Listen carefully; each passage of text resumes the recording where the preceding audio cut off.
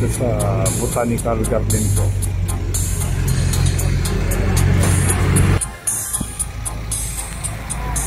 Dito.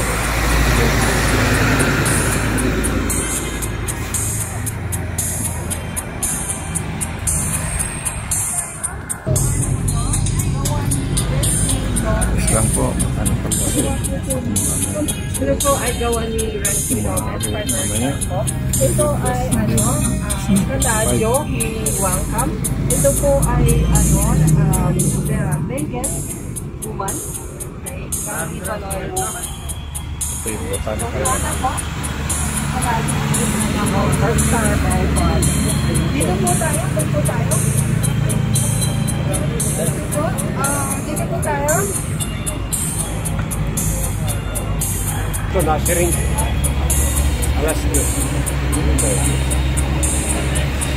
Bawal tumambay dito.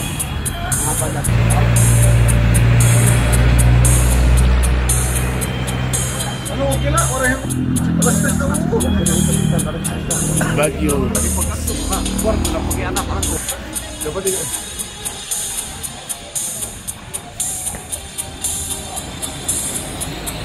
Yung Botanical Garden. Malamig sa Baguio City.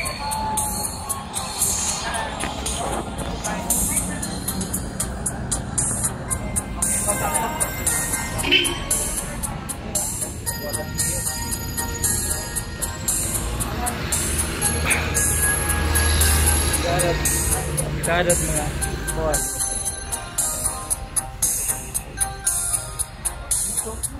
My name is Grace Adrian Fernandez. Diretso po. Akin po.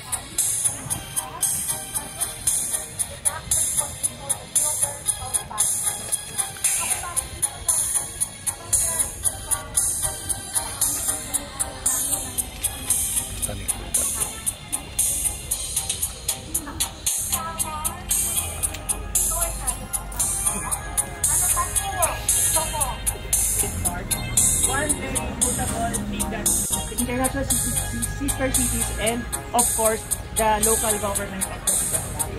Alright, we will not be unless si ma'am meron ding idadagdag of Kasi nga po noon, dito maraming mga tanim, mga herbs, mga different kinds of plants that were planted here.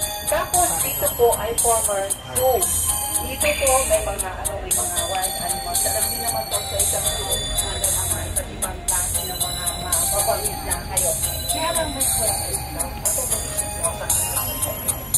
pero yung masahan, nakawala dito. So, galing po tayo dun sa main entrance. Tapos yung Centennial Garden, yung mga yung mga Amerikano, yung mga iba't ibang lahi na tumulong sa pagpapaganda ng Baguio City. Tapos dadaanan po natin ang Orchidarium. Dito sa PMCEA, ito ay ng mga botanical section ng Botanical Garden.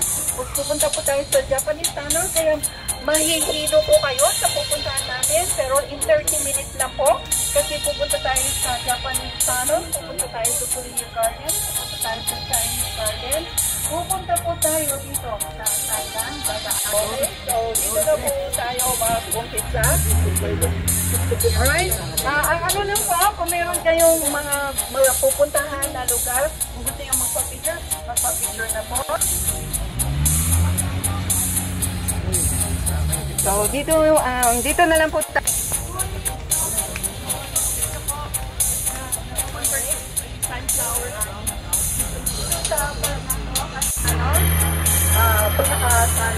Pinakasalon dito.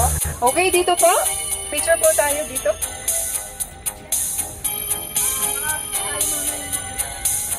Okay, sige po. Picture po tayo. Yung mga gusto mo picture. Akin na po yung camera nyo. Share na rin po kayo sa mga leaders na mabagis. Ito yung Botanical Garden. Pababa. But when we realize for that weather, ang mga animals, binaba nila sa Manila Zoo at niluman nila ng mga flight. Kaya nga po sa later on tinawag nila.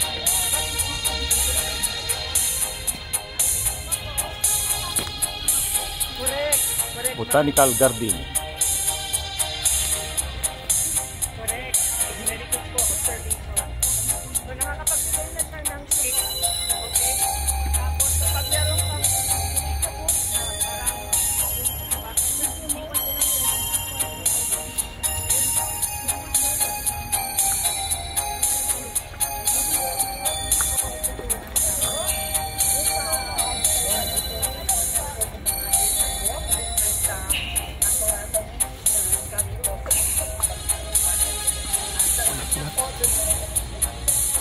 itong bulaklak na to ay ang target month, ang tawag niya.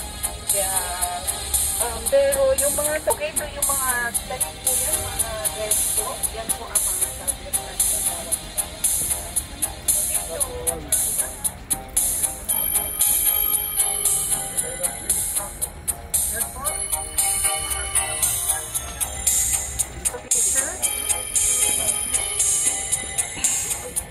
Mga tarong.